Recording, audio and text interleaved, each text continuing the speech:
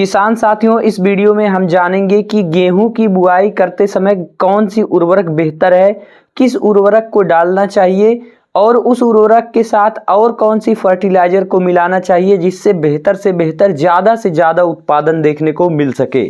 साथ में अगर डीएपी नहीं मिल रही है तो उसकी जगह पर हमें कौन सी खाद का प्रयोग करना चाहिए, या एनपीके नहीं मिल रहा है या एनपीके मिल भी रहा है तो एनपीके में काफ़ी सारे ग्रेड आते हैं, जैसे कि अगर मैं बात करूं 12, 32, 16, 10, 26, 26, 20, 20, 0, 13, तो उसमें से सबसे बेहतर कौन है गेहूं की बुआई के लिए, यानी गेहूं की बुआई करते समय कौन से एनपीके का प्रयोग करना चाहिए।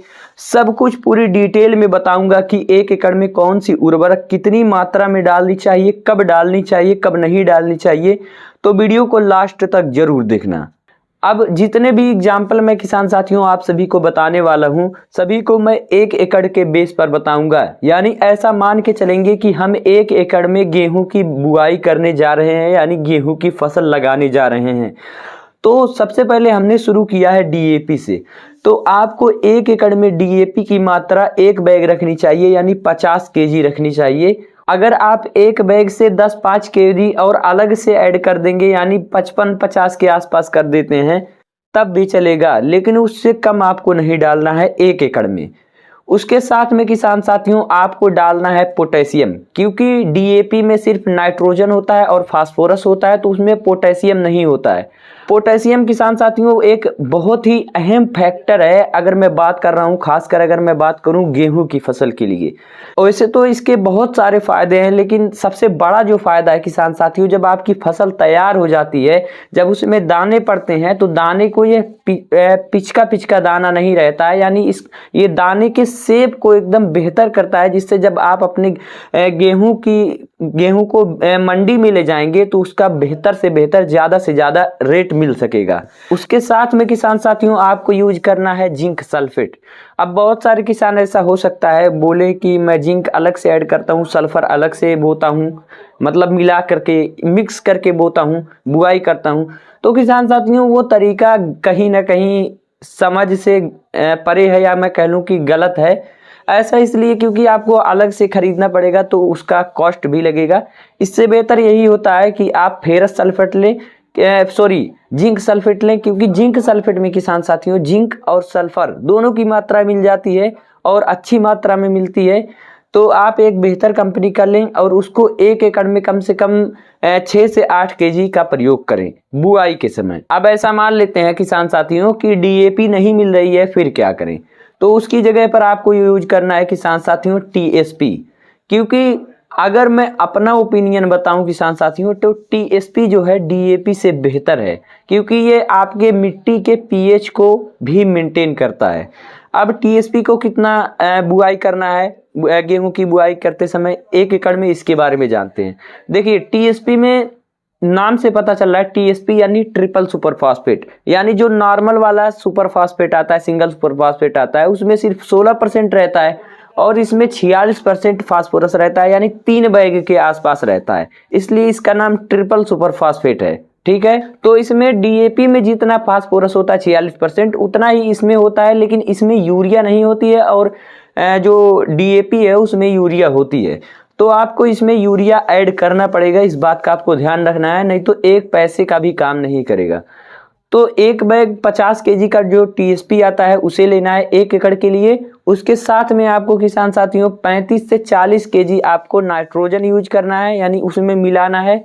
उसके साथ में आपको किसान साथियों पोटेशियम ऐड करना है। पोटेशियम आपको 15 से 20 केजी ऐड करना है कम से कम, ये मैं कम से कम बता रहा हूँ, या आप 20-25 भी कर सकते हैं, लेकिन 15 से 20 केजी आपको करना है पोटेशियम 1 एकड़ के लिए।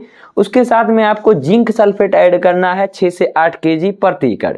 तो ये एक आपका कॉम्बिनेशन बन के तैयार हो जाएगा। अब ऐसा मान लेते हैं कि आप यह डालना नहीं, डीएपी मिल नहीं रही थी, आप टीएसपी को डालना नहीं चाहते हैं, आप एनपीके को डालना चाहते हैं। तो एनपीके में तो काफ़ी सारे ग्रेड आते हैं, जैसे कि अगर मैं बात करूँ 10, 26, 26, 12, 32, 16, 20, 20, 0, 13, बहुत सारे ग्रेड आते हैं, बहुत सारी श्रेणी आती है। तो किसान साथियों उसमें जो सबसे बेहतर ग्रेड है वो है 12, 32, 16। ऐसा इसलिए क्योंकि उसमें 12% नाइट्रोजन मिलती है, 32% फास्फोरस मिलता है और 16% पोटेशियम भी मिलता है। जैसा कि मैंने पिछली जितनी भी जो उर्वरक के बताई है, जैसे कि अगर मैं बात करूं DAP SSP, उसमें किसान साथियों किसी में तो फास्फोरस है तो नाइट्रोजन नहीं है, किसी में फास्फोरस नाइट्रोजन है लेकिन पोटेशियम नहीं, अलग से ऐड करना पड़ता था। लेकिन इसमें किसान साथियों क्या हो रहा है, जो 12, 32, 16 की मैं बात कर रहा हूँ, इसमें नाइट्रोजन, फास्फोरस और पोटेशियम बहुत ही संतुलित मात्रा में मिल रहा है। तो अगर आप इसका प्रयोग 1 एकड़ में करने जा रहे हैं तो इसको 50 kg की, अगर आप इसका बेहतर रिजल्ट लेना चाहते हैं तो 50 kg की जगह पर अगर आप 55 या 60 kg अगर आप डालते हैं, बस 10 किलो आपको इंक्रीज करना है, तो बहुत ही बेहतर आपको रिजल्ट देखने को मिलेगा फॉर 1 एकड़। अब क्योंकि किसान साथियों इसमें नाइट्रोजन, फास्फोरस, पोटेशियम तीनों मिल रहा है, तो आपको किसान साथियों अलग से एक ही चीज ऐड करनी पड़ेगी, वो है जिंक सल्फेट। जिंक सल्फेट आपको जैसे मैंने पहले ही बताया है 6 से 8 kg के आसपास आप बुआई के समय डालिए। अब ऐसा नहीं है 8 ही kg डालना है, आप 5 भी डाल सकते हैं, यह आपके मिट्टी की उर्वरता पर निर्भर करता है। अब ऐसा मान लेते हैं किसान साथियों की कोई चीज नहीं मिल रही है, या आप इन जितने भी मैंने विकल्प बताए हैं इनको आप डालना नहीं चाहते हैं, तो उसकी जगह पर किसान साथियों आपको क्या करना चाहिए, उसकी जगह पर आपको यूज करना चाहिए SSP यानी single super phosphate. Single super phosphate में किसान साथियों 16% पोटेशियम होता है और सल्फर भी अच्छी खासी मात्रा में मिल जाता है और कैल्शियम भी अच्छी खासी मात्रा में मिल जाता है। लेकिन इसका जो डिसएडवांटेज है वो ये है किसान साथियों कि ये इसकी जो घुलने की क्षमता है वो DAP या मैं बात कर लूँ TSP की तुलना में थोड़ा कम होता है, तो इस बात का आपको ध्यान रखना है। लेकिन अगर आप इसका इस्तेमाल करना चाहते हैं तो इसका भी मैं बेसल डोज बता देता हूँ। तो 1 एकड़ के लिए की अगर मैं बात करूँ तो 1 एकड़ में किसान साथियों जो इसका डोज है कि SSP को कितना डालना चाहिए, वो है किसान साथियों 2.5 से 3 बैग 1 एकड़ के लिए। उसके साथ में किसान साथियों आपको 1 बैग के आसपास यानी 40 kg के आसपास या 45 भी आप कर सकते हैं यूरिया आपको डालना है 1 एकड़ में। उसके साथ में किसान साथियों आपको पोटेशियम ऐड करना पड़ेगा, क्योंकि इसमें पोटेशियम का नामो निशान नहीं है, तो पोटेशियम आपको 15 से 20 kg ऐड करना है। उसके साथ में आपको जिंक सल्फेट यूज करना है। जिंक सल्फेट जैसे मैंने पहले ही बताया है कि जिंक सल्फेट का जो प्रयोग लगभग सभी उर्वरकों में करना चाहिए, क्योंकि आगे चल के कोई समस्या नहीं आती है। तो आपको 6 से 8 kg के आसपास प्रति एकड़ की अगर मैं बात कर रहा हूँ तो इसको यूज करना है। तो एक बार फिर से मैं रिपीट कर दे रहा हूँ, 2.5 से 3 बैग आपको SSP लेना है और पोटेशियम जो है किसान साथियों 15 से 20 kg लेना है और जिंक सल्फेट आपको SSP के साथ 6 से लेकर के 8 kg यूज करना है। लेकिन किसान साथियों एक बात का ध्यान रहे कि अलग से अगर आप SSP डालने जा रहे हैं तो अलग से आपको जिंक उसके साथ में नहीं मिलाकर डालना है।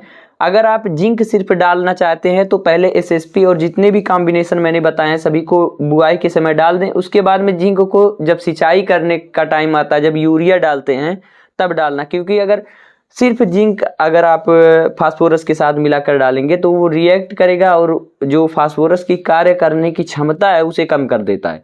तो आई होप जितने भी ऑप्शन थे सभी के बारे में मैंने बताया है और सभी के बेसल डोज पर बात की है। अगर इससे रिलेटेड आपको कोई क्वेश्चन हो तो आप पूछ सकते हैं। मैं मिलता हूं आपसे एक और नई वीडियो के साथ। जय जवान जय किसान।